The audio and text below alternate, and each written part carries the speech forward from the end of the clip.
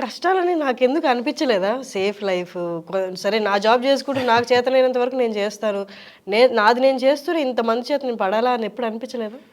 చాలా సార్లు అనిపించిందండి. ఎందుకంటే అప్పుడు లైక్ నేను 12, 13 ఇయర్స్ బ్యాక్ నాకు 1.5 లాక్ వచ్చేది సాలరీ మంత్లీ. ఇప్పుడు నేనంటే నేను డెఫినెట్లీ మంచి పొజిషన్‌లో ఉండేవాడిని. కానీ ఒకటే అనుకున్నా, డబ్బులు ఫస్ట్‌కి సాలరీ పడిపోవడం, ఎంజాయ్ చేయడం లైఫ్ అది కాదు. అది నేను చూసా ఆల్రెడీ. కానీ నాకు అంత సాటిస్ఫాక్షన్ ఇవ్వలేకపోయింది. కిక్ ఇవ్వలేకపోయింది ఆ లైఫ్ నాకు. ఒక మెటీరియలిస్టిక్ లైఫ్ నాకు వద్దనుకున్నా. రోబోట్ లాగా, ప్రోగ్రామ్డ్ రోబోట్ లాగా ఓకే నెలకి ఇంత వస్తుంది, ఇంత ఖర్చు పెట్టాలి, ఇంత ఎంజాయ్ చేయాలి. ఈ ప్రోగ్రామింగ్ వద్దనుకున్నా. మనిషిలాగా బతకాలి అనుకున్నా. నేను ఒక మనిషిని. ఇంకొక మనిషి కష్టంలో ఉన్నాడు. ఆ మనిషికి కష్టంలో ఉన్నప్పుడు ఎవ్వరు రావట్లే హెల్ప్ చేయడానికి.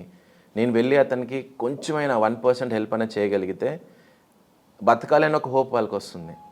లేదంటే నేను మాట్లాడిన వాళ్ళందరూ కూడా ఈ స్టోరీస్ చెప్పాను కదా ఇందాక, నేను వాళ్ళ పెయిన్ఫుల్ స్టోరీస్ విన్నా అని. వాళ్ళలో 99% ఇంకొకసారి మనిషిలాగా పుట్టకూడదని వాళ్ళు కోరుకుంటున్నారు వాళ్ళు. ఇంకొకసారి మనిషి జన్మ అంటూ ఉంటే పుట్టకూడదు. ఆ పెయిన్ఫుల్ లైఫ్ మాకు వద్దు, ఆ పెయిన్ మేము భరించలేక చనిపోవాలనుకుంటున్నామని ఎన్నోసార్లు ఏడుస్తూ బాధపడుతూ చావు బతుకుల మధ్యలో ఉన్న వాళ్ళు చెప్పారనమాట ఈ స్టోరీస్ అన్నీ. సో అలాంటి వాళ్ళకి కనుక నేను నా కష్టంతోనో నా సాక్రిఫైజెస్తోనో వాళ్ళకి కొంచెం హోప్ ఇవ్వగలిగితే, అరే మనుషులు ఉన్నారా బతికే, ఇంకా మానవత్వం బతికే ఉంది అని కొంచెం ఇవ్వగలిగితే నా లైఫ్కి అది చాలా అనుకున్నాను నేను.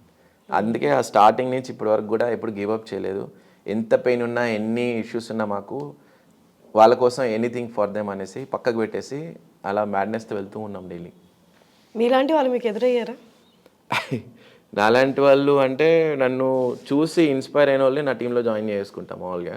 ఎందుకంటే వాళ్ళు చేయాలని ఉంటుంది వాళ్ళకి, కానీ ప్లాట్ఫామ్ లేదు మళ్ళీ వాళ్ళందరికీ కూడా.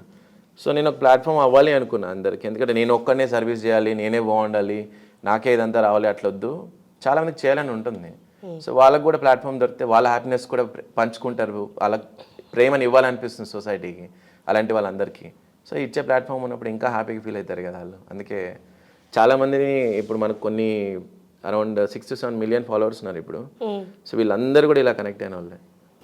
Nice, amazing. అసలు ఇట్లా ముందుకొచ్చిన వాళ్ళు, వాళ్ళంతటికి వాళ్ళు ముందుకొచ్చి సహాయం చేయాలనుకున్న వాళ్ళు చాలా గొప్ప సహాయం చేసి మిమ్మల్ని ఆశ్చర్యపరిచిన రోజులు ఉన్నాయా?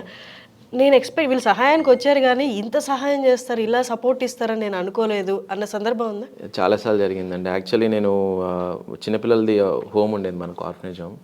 సో దాంట్లో కన్స్ట్రక్షన్ అప్పుడు కోవిడ్ టైం యాక్చువల్లీ అది. కోవిడ్ టైంలో మేము కన్స్ట్రక్షన్ స్టార్ట్ చేయాలనుకున్నాం. రాంగ్ టైం యాక్చువల్లీ అది. ఎవరు సపోర్ట్ చేయరు ఆ టైంలో, ఎందుకంటే వాళ్ళకే జాబ్స్ లేవు, ఇళ్ళలో కూర్చున్న వాళ్ళందరూ. సో అలాంటి టైంలో నాకు సపోర్ట్ వస్తుంది అని నేను అనుకోలేదు. కానీ బట్ చెప్పాను కదా, మంచి ఉన్న చోట దేవుడు ఉంటాడు, మనుషులు ఉంటారు అని.